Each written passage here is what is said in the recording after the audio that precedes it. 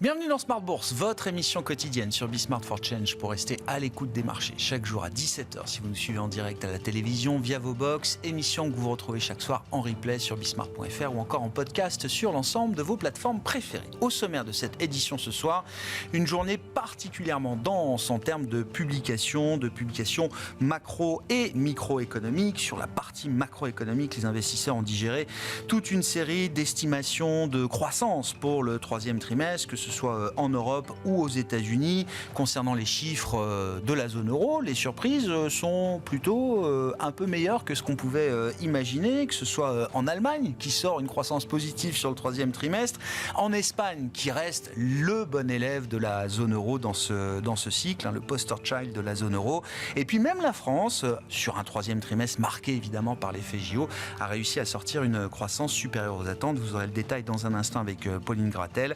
La croissance américaine, elle, ressort toujours à un rythme soutenu, en rythme trimestriel annualisé. On est à 2,8% de croissance sur le troisième trimestre américain pour la première estimation. Du côté des entreprises, beaucoup de publications, à commencer par celle d'Alphabet Google, qui passe très bien auprès des investisseurs et des marchés. Semble-t-il qu'Alphabet Google envoie de premiers signaux rassurants sur sa capacité à monétiser et rentabiliser les investissements gigantesques qui sont faits en matière d'infrastructure autour de l'intelligence artificielle. Nous suivrons, les marchés suivront ce soir d'autres poids lourds tech américains avec les résultats attendus de Microsoft et de Meta. Discussion à suivre sur ces sujets avec nos invités de Planète Marché dans un instant. Et puis dans le dernier quart d'heure de Smart Bourse, le quart d'heure thématique, nous saluerons la troisième édition des Trophées de l'innovation portée par LBPM qui se tiendra le 7 novembre prochain. Bismart for Change est ravi d'être partenaire à nouveau de cette troisième édition.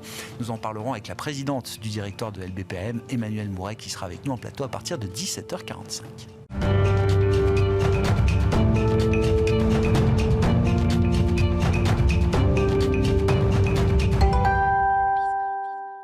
Tendance, mon ami, chaque soir en ouverture de Smart Bourse, les infos clés du jour sur les marchés. Nous retrouvons Pauline Grattel pour un résumé d'une séance particulièrement dense en termes d'information. Bonsoir Pauline. Bonsoir. On commence avec la microéconomie et donc les premières estimations de croissance pour les pays de la zone euro et la zone euro dans son ensemble. Oui, le PIB de la zone euro sur le trimestre s'établit à 0,4% alors que la croissance était attendue à plus 0,2%, identique au trimestre précédent. Dans le détail, on notera des surprises positives en Allemagne, plus 0,2%, en France, plus 0,4% et en Espagne, plus 0,8%. Parallèlement, les investisseurs ont pris connaissance de la première estimation de l'inflation en Allemagne pour octobre, qui surprend à la hausse à plus 2,4% sur un an. De la macro également, côté américain. Oui, pour le troisième trimestre, la croissance des États-Unis s'établit à 2,8% en rythme annualisé. Elle était attendue à 3%. Côté emploi, le secteur privé a créé 233 000 postes en octobre selon l'enquête ADP, un chiffre largement supérieur aux attentes. Que dire des mouvements de marché à la suite de ces chiffres macro, à commencer par le marché obligataire, Pauline? Alors, après ces publications, les rendements obligataires restent fermes à plus de 4,25% pour le 10 ans américain et à plus de 2,35% pour le 10 ans allemand. Sur les devises, l'euro retrouve un peu de couleur face au dollar autour de 1,0850. Bon, et puis des tensions spécifiques à signaler également sur le marché obligataire britannique à l'occasion de la présentation aujourd'hui du budget par la chancelière de l'échiquier. Un moment très important de la vie politique britannique aujourd'hui et un 10 ans britannique qui a pu gagner jusqu'à 10 points de base au cours de cette présentation budgétaire. Du côté des marchés actions, que peut-on dire en cette fin de mois, Pauline? La fin du mois est un peu difficile pour les indices avec encore une série de publications mitigées, surtout en Europe. Les actions européennes cèdent plus de 1% aujourd'hui avec un CAC 40 sous les 7500 points. À Wall Street, la tendance était légèrement positive dans les premières heures de cotation. Ouais, Wall Street, tous les investisseurs ont arbitré les résultats d'Alphabet Google publiés hier soir. Voilà, la maison mère de Google publie des comptes du troisième trimestre largement supérieurs aux attentes du marché, tirés par l'essor de l'intelligence artificielle et par son activité cloud. Le bénéfice net d'Alphabet bondit de 35% sur un an à 26 milliards de dollars. Son chiffre d'affaires croît aussi de 15%. Le titre ouvre en hausse de plus de 5% à Wall Street. Bon, dans le secteur des semi-conducteurs, à l'inverse, on a vu que AMD n'avait pas spécialement rassuré les investisseurs. Et puis dans le logiciel en Europe et en France plus précisément, on a vu également Capgemini abaisser ses prévisions pour l'année. Oui, le groupe évoque un contexte défavorable dans certains secteurs, principalement dans l'industrie. Dans ce contexte peu dynamique, Capgemini abaisse ses prévisions de chiffre d'affaires et de marge opérationnelle pour 2024. Au T3, le groupe a vu ses ventes reculer plus que prévu de 1,6% à taux de change constant. Le titre chute de 7% au plus bas de l'année. Et puis parmi les gagnants du jour, à l'inverse, au sein du CAC 40, on retrouve Saint-Gobain. Oui, la publication du 3e trimestre de Saint-Gobain est saluée par les investisseurs. Le titre gagne plus de 1%. Le groupe fait état d'un chiffre d'affaires en recul de 2% en données comparables. En Europe spécifiquement, Saint-Gobain évoque le ralentissement des constructions neuves pour justifier le ralentissement de 4,5% de son activité. Pour l'ensemble de l'année, le groupe attend néanmoins une marge d'exploitation record à 2 chiffres. Bon, et puis rebelote demain pour les investisseurs avec une journée qui sera encore intense. Oui, les investisseurs arbitreront les résultats de Meta et Microsoft publiés après la clôture de Wall Street ce soir. En France, les résultats de Total Energy, BNP Paribas, Société Générale, Stellantis et ST Microelectronics seront publiés demain. Aux US, on attend ceux de Apple et d'Amazon. Côté macro, les investisseurs prendront connaissance de l'indice Core PCE américain du mois de septembre ainsi que de l'indice des prix à la consommation de la zone euro pour le mois d'octobre. Tendance, mon ami, chaque soir en ouverture de Smart Bourse, les infos clés du jour sur les marchés avec Pauline Gratel.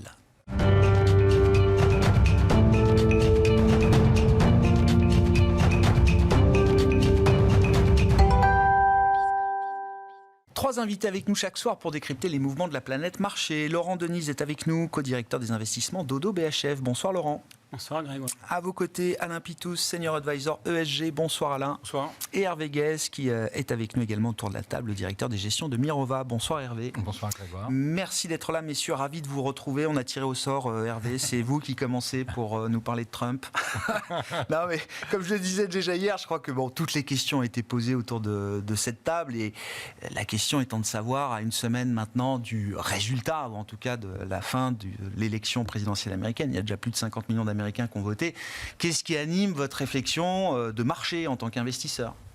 Alors il y a au moins deux éléments. Il y a un élément plus court terme, on va dire, qui est probablement l'élément qui fait le plus parler de lui, c'est-à-dire que se passe-t-il en fonction du résultat de l'élection.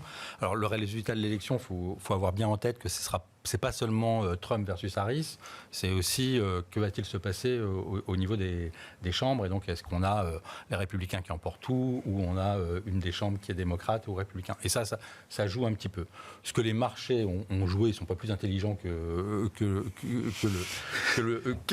nous que l'ensemble des individus qui cherchent à deviner ce qui se passe. C'est-à-dire quand on ne le sait pas. C'est l'intelligence collective, oui. Donc ils ont regardé les sondages, et qu'est-ce que disent les sondages ? Et les sondages ont l'air de dire que l'avance de Kamala Harris est très faible, voire quasi inexistante, et que dans les situations comparables, lorsqu'il y avait eu Biden ou Clinton, etc., il avait fallu une avance beaucoup plus élevée dans les sondages pour que le résultat de l'élection soit favorable aux démocrates. Donc les marchés se disent que la probabilité est plus élevée que Trump gagne, qu'il perde, d'où plusieurs choses. Les taux qui ont remonté, puisqu'on pourrait y revenir, mais la politique de Trump est clairement inflationniste, donc une remontée des taux. La remontée des taux va avec une remontée du dollar, puisque s'il y a remontée des taux, la Fed jouera peut-être moins la baisse des taux, donc ça renforce le dollar. Et sur les marchés actions, plutôt favorable, actifs risqués américains. Politique tarifaire et fiscale américaine peut être avantageuse. Pas très favorable Europe, qui dans tous les cas va subir un peu les politiques tarifaires. Et puis, on va dire plutôt favorable vieille économie, pharma et défavorable, etc. Voilà. Donc ce trade-là, il s'est mis en place la semaine. Une paire de semaines, quoi. C'est ça. Ouais. On peut se dire que évidemment tout n'est pas dans les cours. Donc s'il y a vraiment le scénario républicain complet. Rouge partout, quoi. Voilà, rouge partout, on aura encore un peu de ça. Donc pour donner un ordre de grandeur, on a eu 50-60 BP de hausse sur le 10 ans. Si on retrace un petit peu ce que étaient les marchés avant, on a peut-être encore 40-50 BP à jouer sur cette hausse de taux à 10 ans. On est dans cet ordre de grandeur. Je ne pense pas qu'on aille au-delà, mais voilà, une part du... Ça nous ramène proche de 5%. Hein. Ouais, okay. Une part du trade a été jouée. Si c'est encore une fois républicain partout, on peut avoir 40. scénario aussi, voilà, il y a d'autres scénarios. Oui. Bon. Voilà. Donc on pourra revenir un peu sur les scénarios et les conséquences. Donc ça, c'est le premier aspect en tant que marché, regarder les conséquences que ça peut avoir. Il y a évidemment des réflexions plus larges, à la fois, on va dire, géopolitique et climatique qui m'intéresse. Bien sûr. Sur le climat, c'est clairement une mauvaise nouvelle si la victoire de Trump se confirme. Et du coup, moi qui ai beaucoup l'habitude de manipuler l'optimisme de la volonté, je suis un peu rattrapé par le pessimisme de l'intelligence. Et on voit les catastrophes climatiques qui se passent et une action climatique qui nous attend. Ouais. On est en train de se dire que la bataille climatique, ce sera un très mauvais signal. Et probablement, on va le voir, et on commence d'ailleurs à le voir dans les discours, on va avoir beaucoup d'allant sur...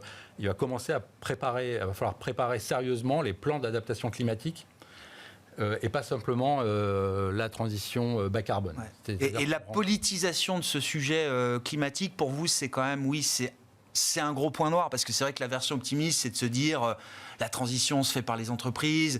On a décrit les mouvements des GAFAM pour alimenter les data centers avec de l'énergie décarbonée, etc. Enfin, c'est des projets de dizaines de milliards de dollars qui viennent pas de Trump, quoi. La transition va se faire. Ce qui est connu, c'est que la transition bas carbone se fera. Ce qui n'est pas connu, c'est le rythme auquel elle va se faire. Et du coup, si le rythme dans lequel elle va se faire permettra d'adresser le sujet du réchauffement climatique. Or là, on a de plus en plus de signaux pour se dire que la capacité à faire cette transition rapidement, si, encore une fois, Trump est élu, va commencer à devenir compliqué. C'est-à-dire qu'on a d'un côté Trump qui va renforcer l'économie américaine et la vieille économie américaine qui n'est pas du tout favorable à des politiques climatiques fortes, des barrières douanières en place avec la Chine, et une Chine qui veut réexporter et qui continue à exporter beaucoup plus sur l'Asie, qui a son plan net zéro à 2060, voire un peu plus loin. Donc sur le sujet climat, c'est pas très rassurant l'élection Trump, et ça va probablement dire qu'il va falloir investir beaucoup aussi pas simplement sur les plans de transition, mais aussi sur les plans d'adaptation. Puis dernier mot, une victoire de Trump, c'est un combat America First, qui peut s'entendre du point de vue américain. Hein, Kamala Harris ne dit pas America Second non plus. Hein. Exactement. On est de toute façon dans le America First, mais on est dans le plus ou moins, et donc plus ou moins une gradation, quoi. Dans une gradation. Et avec Trump, il a annoncé la couleur, elle sera plutôt forte. Et donc, il va quand même falloir que l'Europe, face à ces deux blocs que sont la Chine et les États-Unis, commence à jouer sérieusement sa partition industrielle et économique, et on en est loin. La dernière fois que j'étais venu, vous m'aviez interrogé sur le rapport Draghi, ça m'avait étonné, parce que je trouvais que c'était courageux.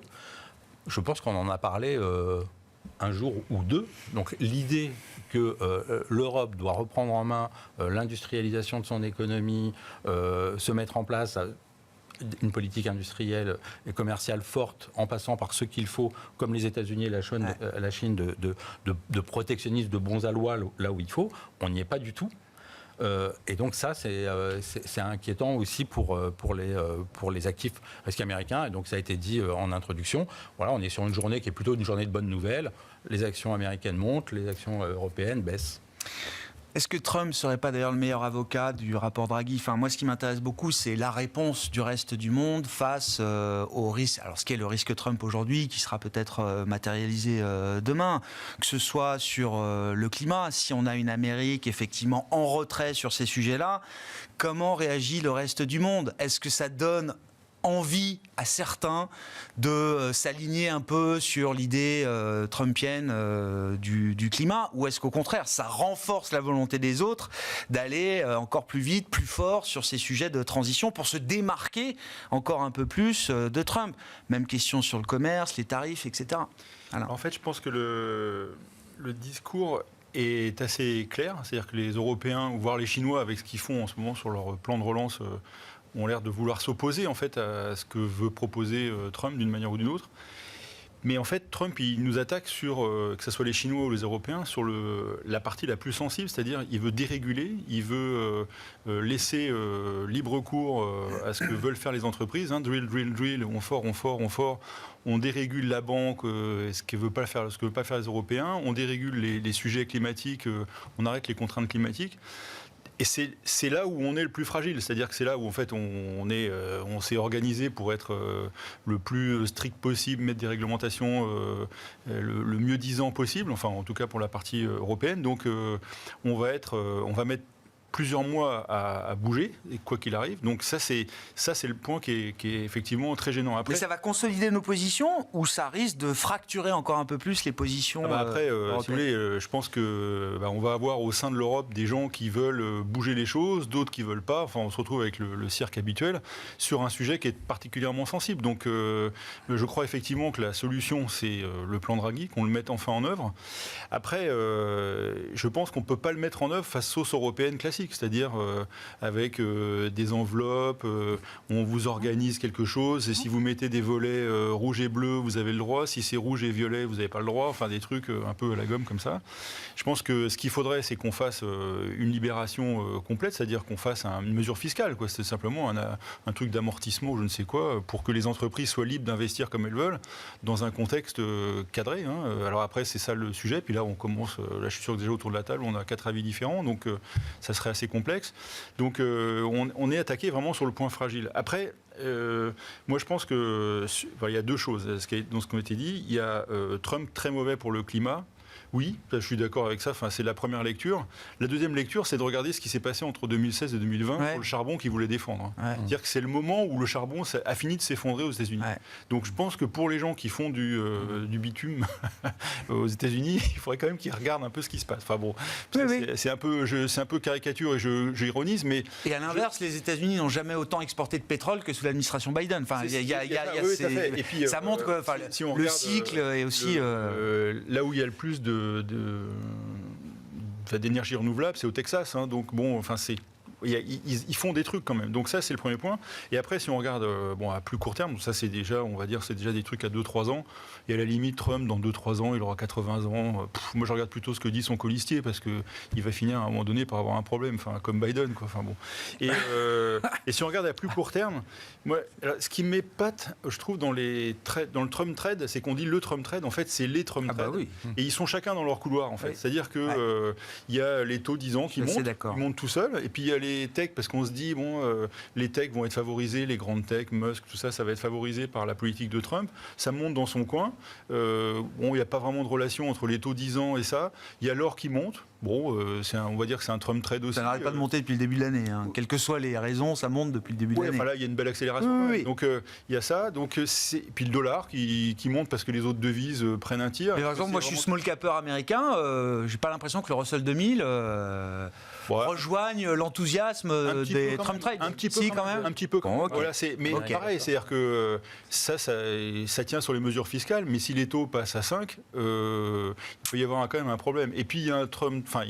c'est pas vraiment un Trump trade, mais il y a un truc dont on parle absolument pas, c'est la crise immobilière de bureaux qui commence à être matérielle. C'est-à-dire qu'en fait, on voit des entreprises, ou des dettes qui commencent à plus payer leurs coupons et qui sont pourtant très bien ratées.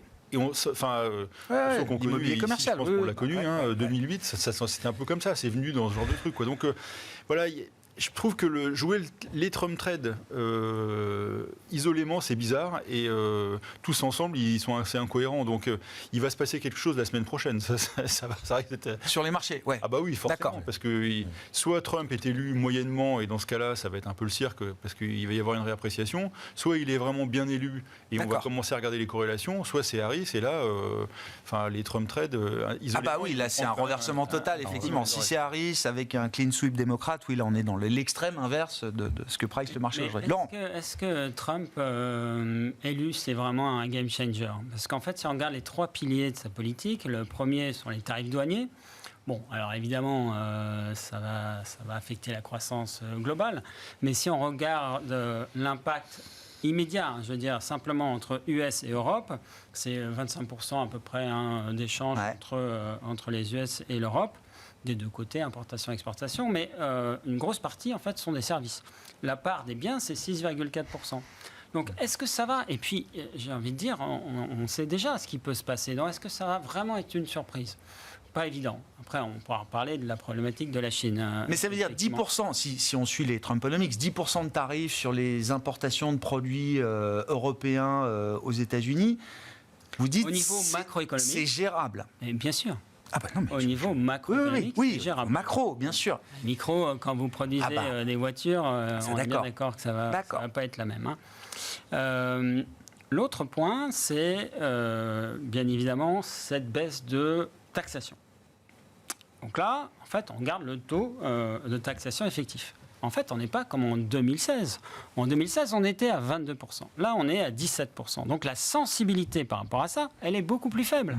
Donc l'impact, en fait, sur l'économie, l'impact positif en termes de croissance, il va quand même être un peu plus faible. Par contre, il va être élevé sur la dette.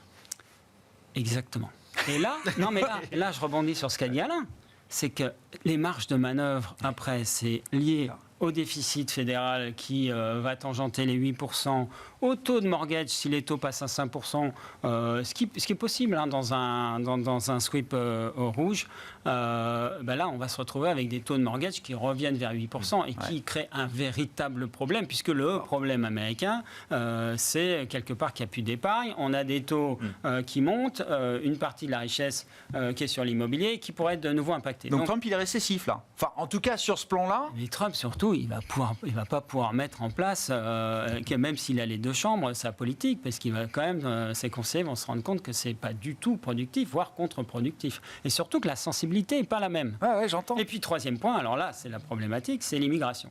10 millions d'immigrés qui seraient remis à la porte. Bon, très bien, on a réindustrialisé avec l'IRA. Donc derrière, on met qui dans les usines ? Enfin, et quelles sont les régions ou les États qui ont bénéficié 74% des États républicains. Donc même pas une seconde, ça va être remis en question par Trump. On parle de Green Deal, effectivement, du fait que ce serait mauvais. L'élection de Trump, c'est mauvais. Mais Trump, c'est quelqu'un de pragmatique. Sam Altman est allé voir Kamala Harris et Biden il y a 3 semaines. Il leur a dit, c'est simple, si vous voulez garder votre souveraineté politique et technologique, vous devez construire 5 à 7 giga data centers. En face de quoi? Vous mettez quoi?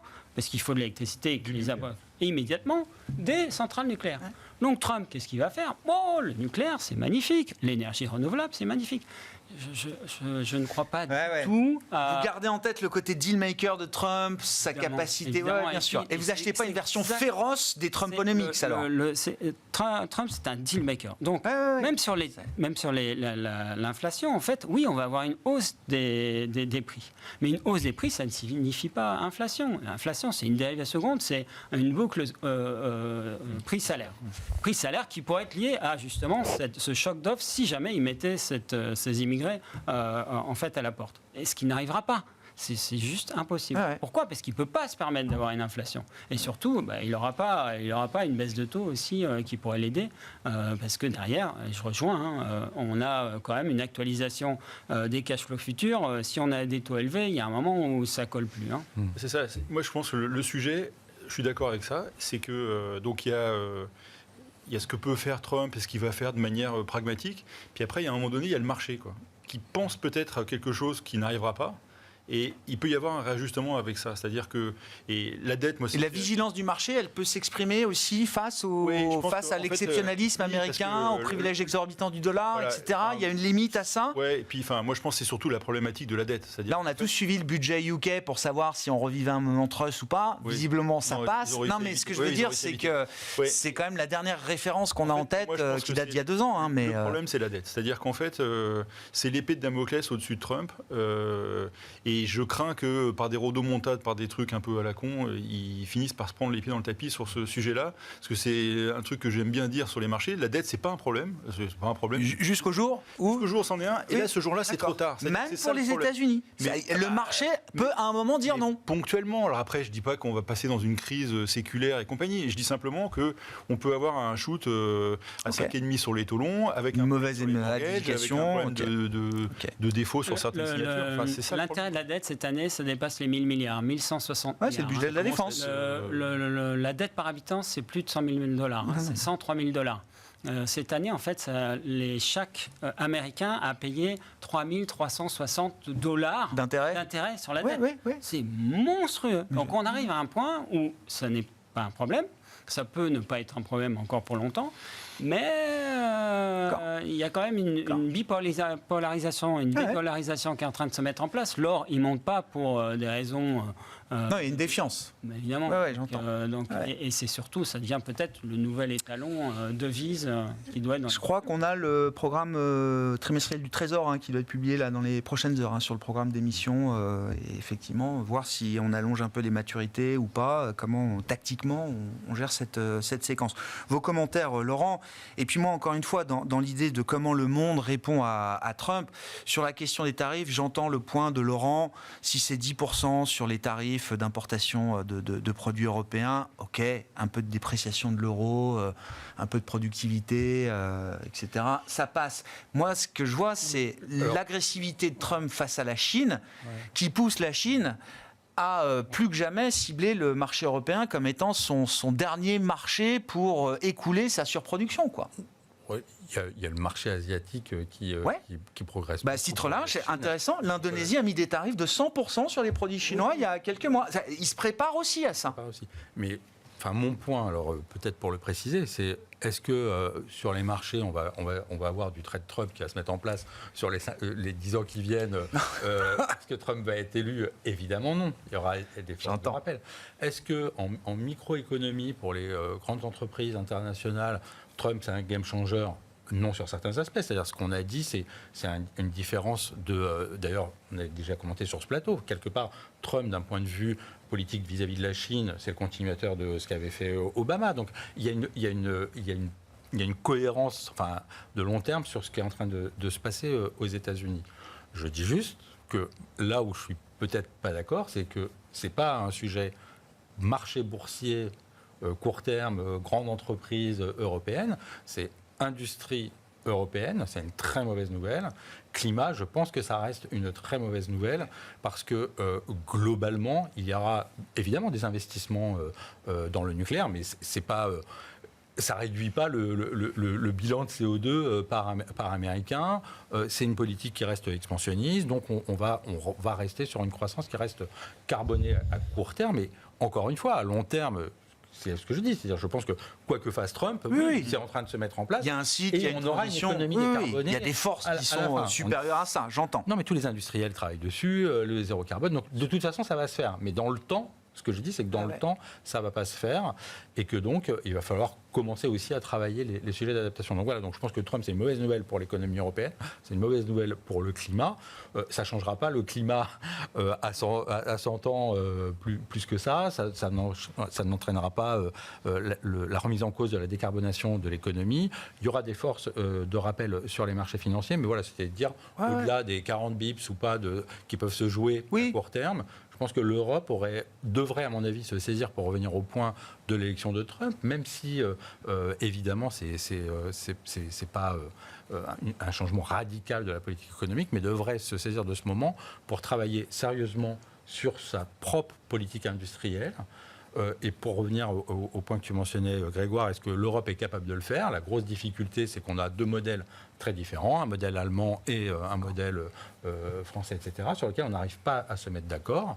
Et donc c'est ça qui rend pessimiste. Il faudra peut-être que la mauvaise nouvelle sera la bonne nouvelle pour l'industrie européenne, c'est que le modèle allemand, on le voit sur l'automobile chinoise, est en train de s'abîmer. S'il y a aussi un surcroît de tarification sur l'automobile allemande, enfin européenne, mais donc allemande aux États-Unis, ça risque de finalement commencer à rogner cet excédent commercial qui est le miracle allemand des 25 dernières années. Pas de déficit budgétaire ou très peu et un très gros excédent commercial. Donc eux, de leur point de vue, ils vont très bien. Pourquoi ils changeraient, ils attaqueraient ce modèle? Donc qu'est-ce qui peut les faire bouger? C'est peut-être effectivement que cet excédent commercial commence à être remis en cause très fortement par le changement, le chiffre qu'est en train de faire la Chine et Trump qui appuie un peu plus sur des politiques tarifaires. Je pense qu'il y a Alain et puis Laurent, qui peut peut-être montrer qu'il y a un début de changement. C'est-à-dire que la France est quand même une situation politique qui est quand même assez difficile. Même chose pour les Allemands, en fait. Ah, mais... Oui. Il revient d'Allemagne, Laurent Denise. J'ai lu dans la presse, dis donc, ça va pas ils sont au bord de l'implosion. Oui, ils sont pas très bien, on va dire. Non, oui. Et ils ont laissé passer l'histoire des tarifs appliqués.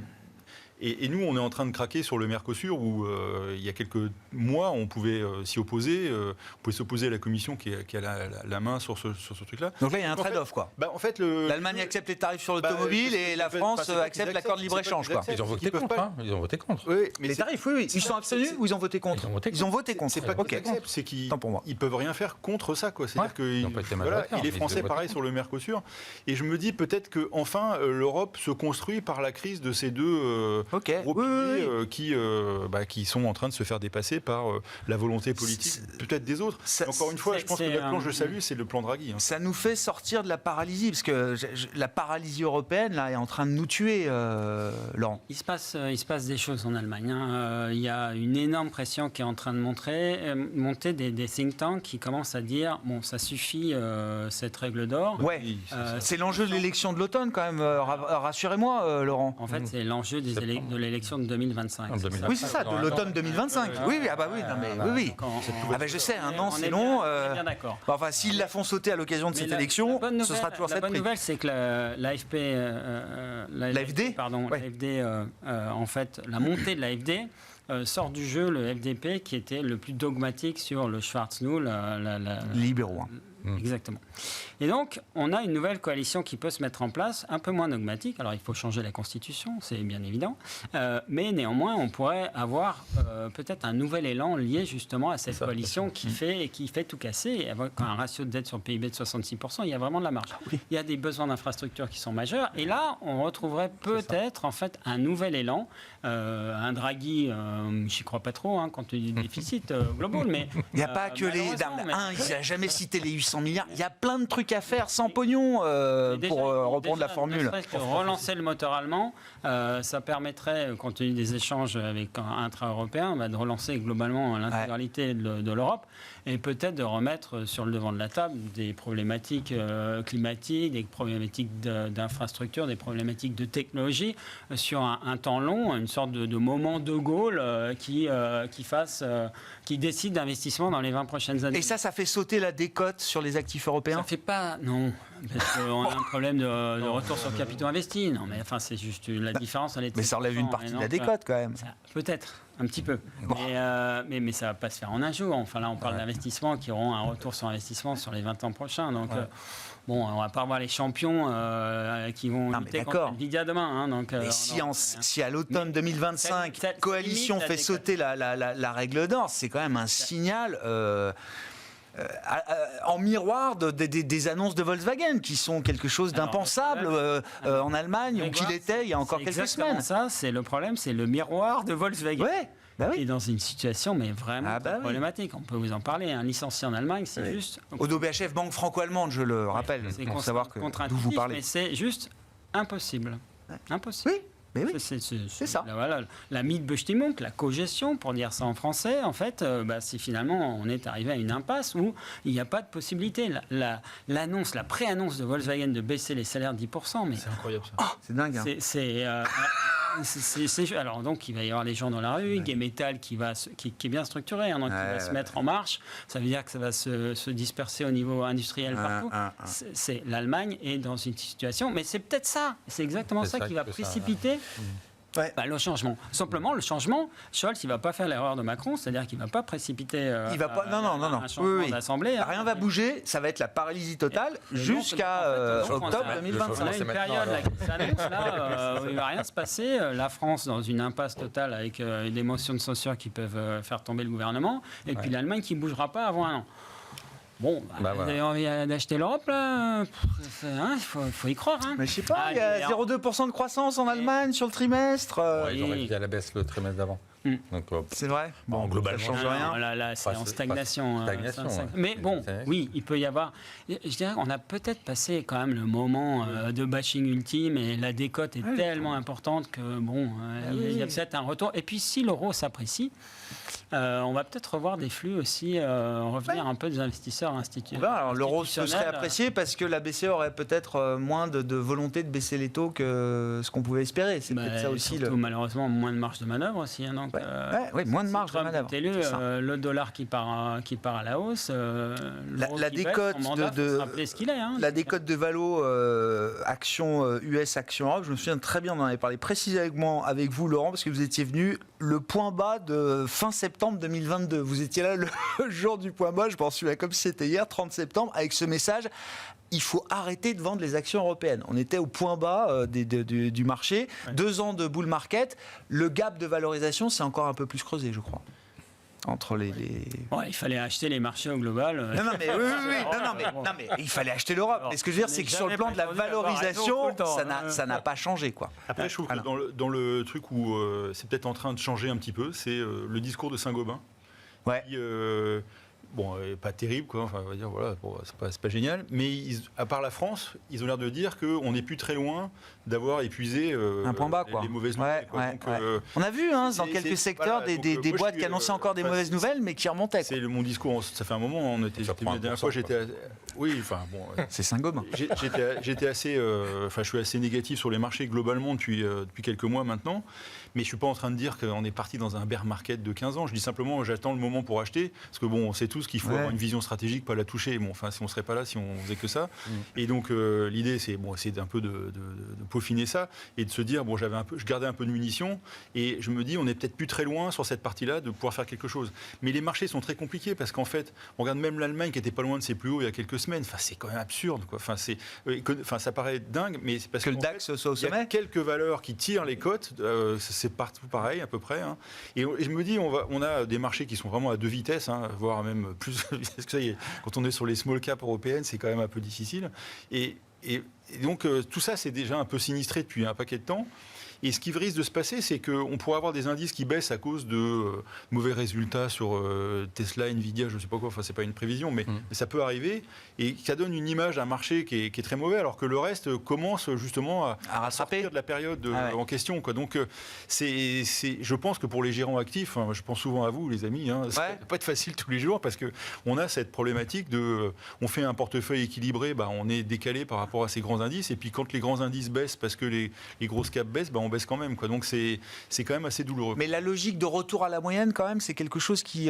C'est pas ça. Non, c'est pas un retour à la moyenne. C'est simplement, on a traversé la période. Enfin, les entreprises, elles vont pas rester les bras croisés. Même l'industrie automobile allemande, on voit ce que fait Stellantis pour essayer de sortir du trou. Voilà, ils font des choses. Après, est-ce que ça marchera? Ça marchera pas. Ça marchera pas pour tout le monde. Mais une entreprise, c'est comme un être humain. Il y a des moments, ça va pas, puis après, ça se reprend. Et moi, ce qui me frappe, puisqu'on est dans la saison de publication micro, c'est de voir l'essor. Alors, je regarde le sort boursier, mais c'est quand même aussi le reflet des performances opérationnelles qui sont parfois aux antipodes. Ouais. C'est Publicis face à WPP, c'est Nvidia face à AMD, c'est Adidas aujourd'hui revenu en grâce face à Nike qui connaît un trou d'air. C'est Unilever qui cartonne alors que Nestlé, l'equity story a été dézingué avec le départ du patron, etc. Hermès, Kering, enfin voilà. Et à chaque fois, c'est des écarts, c'est pas quelques points d'écart, quoi. Oui. Et ça, c'est intéressant quand même, ce genre de marché pour des stock pickers, non? Pour des stock pickers, c'est effectivement intéressant. Donc c'est ça qui peut faire de la performance. Après, ça a été dit, le drame du stock picking des dernières années, c'est le côté winner take it all des big tech. Ouais. Donc, et ça, c'est pas dit qu'on en sorte très rapidement non plus. Non, mais il y a des nouveaux noms qui apparaissent. Palantir a fait un été formidable sur le marché américain, Oracle aussi. Oui. Non, donc le paradoxe de ça, c'est que les choix s'ouvrent, je trouve, quand même. on a des inquiétudes sur l'industrie européenne, je trouve des inquiétudes climatiques. On voit les élections quand même, ça se joue sur des problématiques qui sont quand même pas très réjouissantes. On a toujours une guerre en Europe, on a un Moyen-Orient qui va pas bien. Donc quand on regarde la macro, on a l'impression que c'est... bon, après si on prend du recul, on se dit, bon, dans les années 70-80, c'était peut-être pas tellement plus serein, mais enfin globalement, c'est assez pesant et ça joue pas très bien. Les entreprises ont un environnement d'affaires qui fonctionne très très bien. Ouais. Donc on a une microéconomie et des résultats qui tiennent très bien. Donc je ne pense pas qu'on ait des marchés, ça a d'ailleurs été tout notre discours de l'année dernière, cette année, plutôt optimiste sur les marchés, parce que les résultats d'entreprise, il y a de la dispersion, mais globalement se porte très bien. Et donc, on était et on reste constructif sur les marchés financiers là-dessus. Le vrai inquiétude à moyen terme, c'est le marché commence à être cher, hein, les valos commencent à être un peu chers. Mais ce qui est surtout incroyable, c'est les niveaux de marge sur certaines entreprises sur lesquelles on a beaucoup plus une bulle de marge, de profit, qu'une bulle de valo. Ce qui m'inquiète plus, inquiète sur les marchés financiers en tout cas en termes de réaction, plus qu'une baisse un petit peu de repricing dans un environnement où on ne saurait pas trop pourquoi. Tiens, on va se dire ça va plus payer 25 fois, mais 22 fois les résultats, on ne sait pas trop pourquoi. C'est effectivement plutôt la sensibilité aux résultats. Et là-dessus, encore une fois, Trump-Harris, je pense que ce n'était pas le même débat sur commencer à essayer de regarder les conglomérats américains, la taille qu'ils représentent, les mesures antitrust. Avec Trump, je pense qu'on est parti pour pas du tout de réglementation, pas du tout de régulation là-dessus. Et donc, il n'y a pas de raison que les profits des entreprises souffrent particulièrement des élections américaines aux États-Unis. Voilà. Donc, un peu de dispersion parce qu'on est sur des niveaux de valorisation qui commencent à être plutôt riches. Effectivement, une mauvaise surprise sur les résultats se paye fort. Et au contraire, pour que ça tienne, il faut quand même des bons résultats. Donc. Laurent, il y a 5 minutes. Ce qui vous intéresse, est-ce qu'il y avait la Chine aussi dans... Ouais, moi, je fais le pari d'une dispersion, d'une diffusion de la création de valeur plutôt qu'un retour à la moyenne, on va dire ça. Ouais, d'accord, ok. Je pense que véritablement, on va avoir moins de surprises sur la Nvidia. Donc, en fait, ça va être moins disruptif. Et là, on voit quand même qu'on a la mise en place, en fait, d'une réappréciation en fait de l'ensemble des classes d'actifs qui va être drivée par quoi? Par des flux en fait. Et c'est la vraie question, ça va être la séquence en fait de baisse des taux. Est-ce qu'on est rentré dans un cycle de baisse des taux durable ou pas? Et là, on va voir. Est-ce que c'est un cycle entier ou est-ce que c'est juste un mini-cycle d'ajustement de milieu de cycle, quoi? Exactement. Et en fonction de ça, en fait, on va voir cette dispersion de la création de valeur. Mais voilà, la dernière fois, j'avais fait un call. Là, je fais le même. Je parie sur la dispersion de la création de valeur. On remet des small, on remet des marchés émergents. D'accord. Tout le monde sous-estime la Chine. Je crois que la Chine n'est pas aussi ininvestissable que ce qu'on a bien voulu dire ces dernières années. Il faut pas la voir avec un œil européen. Ce qui s'est passé, non mais vraiment, mais alors c'est pas moi qui le dis, c'est qu'on a des partenaires chinois qui essaient de nous expliquer. Donc je vous translate un petit peu le savoir de nos amis chinois. Qu'est-ce qui se passe? Il s'est passé une séquence où la Banque centrale de Chine a pour la première fois fait une forward guidance et a en fait autorisé du levier sur les actions. La séquence en fait a été accélérée puisque en septembre, au lieu d'attendre octobre, on a annoncé des mesures économiques. Ça signifie un whatever it takes chinois. Ça, on va être déçu par les mesures. Pourquoi? Parce qu'il y a la règle de 4 000 milliards de dollars de déficit qui ne doit pas être dépassée. Donc ça veut dire que les mesures là, en termes de déficit ou en termes de stimulus fiscal, ça va être pas plus de 1,5 trillion de yuan. Bon, très bien. Mais ça ne signifie pas qu'en 2025, ça ne va pas continuer. Il y a le respect du pacte social, il y a la croissance qui est à bout de souffle. On est à un moment charnière de réveil de la Chine et de nécessité de réveil, qui fait que ça va diffuser aussi... Les attentes sont tellement énormes créées qu'ils ne peuvent pas ne pas délivrer au moins sur une partie de tout ça. Ça va diffuser deux choses.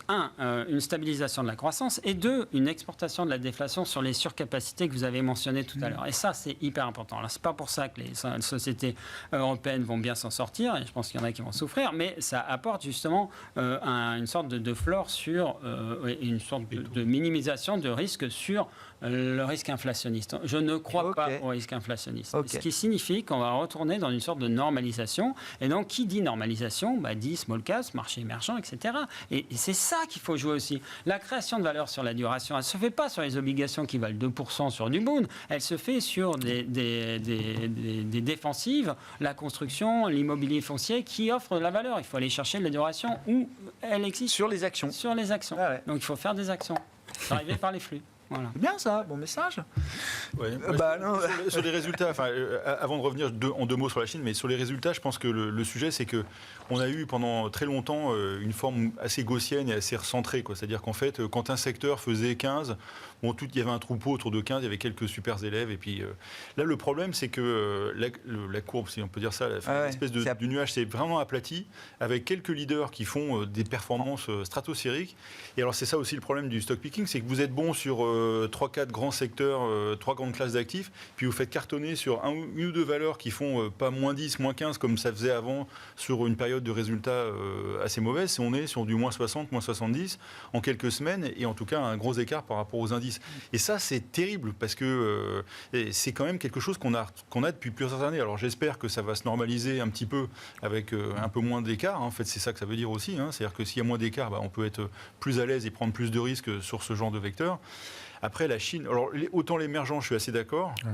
Mais la Chine, ce qui m'embête, c'est que c'est un pays communiste, quoi. Et quand vous avez une entreprise où il y a un représentant du Parti communiste qui vous dit ce qu'il faut faire, vous le regardez avec des yeux d'Européens.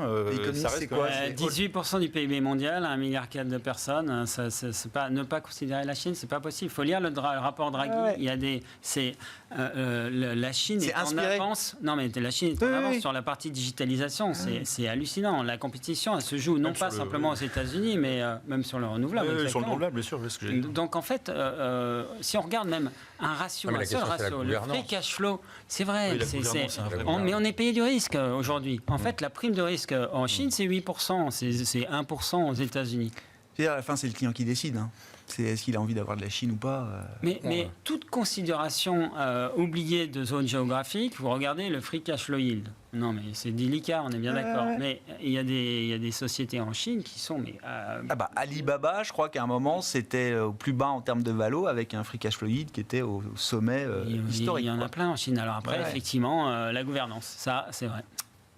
Pour conclure là-dessus, Hervé, la Chine, les émergents. Non, mais effectivement, c'est-à-dire que ça semble attractif. Il y a une prime de risque qui est extrêmement forte, qui est du jour au lendemain. Enfin, ce qui s'est passé sur l'EdTech, on va pas refaire le film. Mais le sujet, c'est pas que la Chine, en tant que région, pays, va pas être un bloc extrêmement important, créateur de richesses technologiques et pas simplement, etc. Donc ça, oui, ils ont. C'est que effectivement, le mode de gouvernance fait que ils sont coincés avec. Il est hors de question pour eux d'avoir le modèle américain, avec des entreprises qui ont des marges à 50%, des multimilliardaires et une gouvernance communiste. Donc il y a à un moment donné une force de rappel qui est de dire la création de valeur c'est bien, mais prospérité commune, prospérité pour tous, et donc pas trop fort. Et donc on risque d'avoir des stop and go où il faut défendre. Il y a des phases où il faut défendre l'économie parce que c'est important pour le pays, puis il y a des phases où il faut dire les gars, on reste un pays communiste, donc doucement. Voilà. Le nombre de milliardaires a baissé de 30% en 3 ans en Chine. Ouais. Merci beaucoup, messieurs. Merci d'avoir participé à cette émission Planète Marché. Hervé Guez, Mirova, Alain Pitous, Senior Advisor ESG et Laurent Denise, Oddo BHF.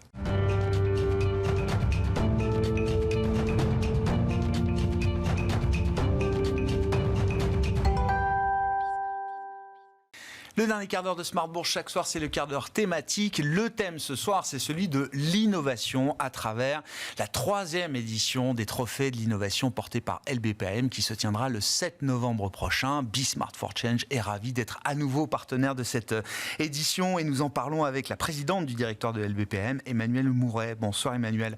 Bonsoir, merci beaucoup d'être là. Ravi de vous retrouver pour cette 3e saison des Trophées de l'innovation. Pour ceux qui auraient raté les 2 éditions précédentes, alors déjà, chaque année est un changement d'échelle supplémentaire pour l'événement. Rappelez-nous quelle est la raison d'être, si je puis dire, de ces trophées d'innovation, Emmanuelle. Oui, alors la raison d'être, c'est de promouvoir et valoriser la French Tech, qui est par ailleurs très reconnue en Europe et qui bénéficie en France d'un réseau de soutien et d'investissement relativement important. Et à l'intérieur de ce réseau, il existe un écosystème assez unique, qui est le grand pôle financier public, qui comprend la Caisse des dépôts, BPI France, la Poste, CNP, la Banque Postale, et auquel le groupe LBPM appartient. Et donc notre rôle en tant que groupe LBPM, c'est de soutenir les entreprises technologiques en France. Et nous avons créé pour ce faire les Trophées de l'innovation en 2022 pour identifier les meilleures initiatives en la matière. Et cette année, on va donc décerner 4 prix. La meilleure FinTech de l'année, la meilleure Green Tech, la meilleure Health Tech et évidemment le prix coup de cœur du jury. Bien sûr, la liberté du jury de choisir un lauréat parmi tous ceux que vous avez sélectionnés. Mais on est à la limite d'être un événement de place, si je puis dire, Emmanuel. Techniquement, non mais c'est, enfin, je veux dire, absolument. c'est le gros pôle public de financement public, d'investissement public dont vous faites partie, porte quand même cette initiative et effectivement, on n'est pas loin d'être à un événement de place aujourd'hui, comme on dit. La question quand même après 2 éditions qui ont été incroyables, c'est de savoir est-ce que le jury a fait les bons choix. C'est-à-dire, est-ce que les candidats lauréats, surtout des primés des éditions précédentes, est-ce qu'ils ont connu des parcours à la hauteur de la sélection qui a été faite par le jury, Emmanuel ? Oui. Oui. Et nous en sommes fiers. Alors, on suit les 7 lauréats des éditions précédentes, bien sûr. Je peux vous donner 3 exemples assez différents. Ouais. Le prix FinTech 2022 avait été attribué à une société qui s'appelle Ansem, qui a pour objectif de trouver des solutions technologiques à destination de personnes en situation de handicap. Et Ansem a ainsi créé avec Thales une carte bleue avec une puce intégrée qui permet par exemple à des déficients visuels d'envoyer des instructions de paiement vocalement via leur téléphone pour éviter les fraudes sur les montants payés et puis aussi pour éviter le vol de données. Et en termes commerciaux, donc Ansem vient de signer un contrat avec la Banque Postale qui va diffuser l'ensemble des terminaux dans son réseau. Donc ça, c'est un premier exemple. En 2022 aussi, le prix coup de cœur du jury avait été attribué à une société qui s'appelle Weather TradeNet. Ouais. Alors, Weather TradeNet, elle permet à ses clients qui sont des consultants ou des assureurs déjà d'identifier, de mesurer, de bien comprendre les impacts potentiels des risques climatiques sur leurs activités grâce à des outils quantitatifs prédictifs et grâce à un reporting analytique hyper complet. Alors cette société, elle cartonne. En 2024, ils ont signé un certain nombre de nouveaux contrats avec de gros clients en Europe et au-delà. Et la société, à l'heure où on se parle, elle est toujours détenue par les fondateurs et elle n'a même pas eu besoin de faire de levée de fonds. Incroyable. Voilà. Le troisième exemple est plus récent, c'est le prix coup de cœur du jury de 2023 qui a été attribué à Brentel. Alors, Brentel, c'est une medtech à vocation sociétale qui est spécialisée, tenez-vous bien, dans la mesure standardisée et quantifiée de la matière blanche du cerveau. Il y a la matière grise et eux, ils regardent la matière blanche. Qui a longtemps été très sous-estimée par les chercheurs, alors même qu'elle est clé dans le bon fonctionnement du cerveau, qu'il s'agisse de son développement ou de son vieillissement. Et Brentel se développe, notamment par des recrutements. Son objectif, c'est de mesurer la matière blanche et de faire comprendre les résultats de sa recherche aux professionnels de la santé. Et donc, tout ce que vous avez toujours voulu savoir sur la matière blanche, Grégoire, sans jamais avoir osé le demander, est désormais disponible sur le podcast qu'ils viennent de publier à cet effet. Bon, des exemples de sociétés innovantes, effectivement, alors, qui s'inscrivent dans la durée, que vous accompagnez également. On pourra en redire un mot. Moi, je note déjà... J'étais là à la première édition, c'était Focus FinTech. Ensuite, la deuxième édition, on a rajouté le prix Green Tech. Et puis pour cette troisième édition, il y a le prix Health Tech, comme vous l'avez dit, Emmanuel. Le fait de voir l'univers des trophées s'élargir année après année, qu'est-ce que ça nous dit des enjeux en matière d'innovation ? Alors l'innovation, c'est pas compliqué, c'est un maître mot totalement incontournable de nos mondes économiques et sociétaux, et c'est encore amplifié par l'essor de l'intelligence artificielle, les capacités de modélisation, la puissance de calcul, enfin bref quoi. Donc l'innovation, c'est vraiment le fil rouge de ces trophées. C'est vrai qu'on avait commencé à se focaliser en tant que gérant d'actifs sur les fintech. Mais en fait, il nous est très vite apparu l'émergence d'autres domaines que sont en effet les green tech d'abord, puis les health tech. Et d'ailleurs, Weather TradeNet et Brentel sont des exemples de ces émergences. Mais ces 3 domaines ont des points communs finalement.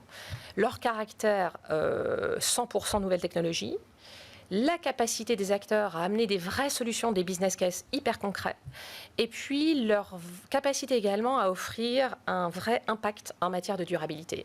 Donc on s'est dit qu'on allait attribuer un prix sur chacune de ces verticales, et ça fait sans doute des trophées d'innovation LBPM, ça donne un positionnement en tout cas qui est relativement unique sur ce domaine. Je crois qu'une des forces de ces trophées aussi, et c'est d'ailleurs pas forcément la partie la plus visible, ce qui est visible et ce qui doit être visible, évidemment, ce sont les lauréats et ceux qui seront primés, qui viendront nous voir d'ailleurs dans les prochains jours, après la cérémonie et l'événement du 7 novembre, Emmanuel. C'est aussi la qualité du jury. C'est-à-dire que tous les prix, quel que soit le secteur, n'ont pas tous la même valeur. Et je crois que ce qui fait la valeur de ces trophées d'innovation, c'est aussi la qualité du jury, qui est un jury d'experts engagés, de très haut niveau, mais qu'il faut, j'allais dire, maintenir année après année, voire le mettre à jour, ce jury, année après année, pour être sûr qu'on ait bien les bonnes sélections de lauréats à chaque édition. Oui, absolument. Donc la crédibilité du jury, elle est essentielle. Quand il s'agit de comprendre réellement en détail l'impact de ces innovations, c'est essentiel.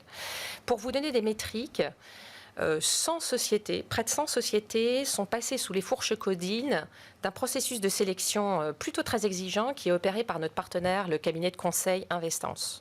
Ces 100 sociétés ont donné lieu à 15 finalistes qui ont été donc auditionnés par ce jury et lequel a sélectionné 4 lauréats. Alors en effet, pourquoi il est relativement exceptionnel ce jury? Je crois qu'il a 3 caractéristiques tout à fait singulières. La première, c'est que c'est en effet un jury multidisciplinaire parce qu'il doit être composé de personnalités reconnues dans leur domaine pour couvrir les 3 domaines sur lesquels on octroie des récompenses.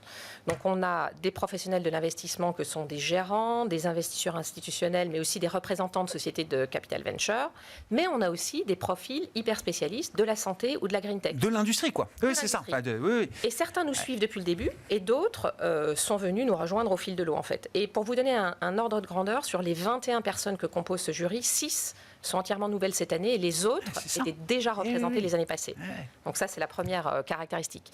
La deuxième, c'est que c'est ce jury, c'est pas LBPM, c'est ce jury qui détermine les critères de sélection des lauréats. Donc il y en a 3. Quel est l'intérêt potentiel pour un investisseur?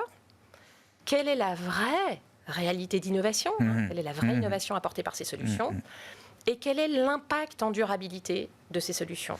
Donc ça, c'est le jury qui détermine ça. Et la troisième qualité, non des moindres, c'est en effet l'engagement du jury, c'est ce que vous disiez Grégoire. En fait, un certain nombre des membres du jury, un grand nombre des membres du jury, cette année, s'engagent aux côtés des 4 lauréats pour les aider à grandir, pour les aider à structurer leur offre via du mentorat. Donc ça, je crois que ça rend ce jury tout à fait singulier dans l'univers des prix qui sont octroyés dans notre industrie. Et ces startups, est-ce qu'on va dire un mot du financement pour finir, Emmanuel? Ouais, elles ont besoin de financement, mais accéder à de l'expertise, accéder à une personnalité engagée du secteur qui peut ouvrir des portes, etc., c'est aussi des accélérateurs formidables, j'imagine. Ah bah oui, c'est totalement essentiel parce qu'en réalité, le monde de l'innovation et de la tech a été assez mis à mal ces dernières années. D'abord en 2022 avec la hausse des taux d'intérêt de façon brutale et puis plus récemment avec les incertitudes qui pèsent sur le financement, leur financement. Est-ce que le crédit impôt recherche ou le crédit innovation va être mis en cause? Donc ça, c'est une vraie question. Et on a vu d'ailleurs les impacts de cela. On a vu moins de levées de capitaux pour leur financement et on voit aussi des sociétés qui n'apportent pas de résultats à la hauteur peut-être de ce qui était attendu. Bien sûr. Mais ça, c'est pour la France. En réalité, ce qu'on observe en Europe, c'est pas forcément la même chose. Pourtant, le paysage économique est le même. Et quand on regarde la Grande-Bretagne, on s'aperçoit que au nombre des candidats aux IPO figure un nombre de fintech très important.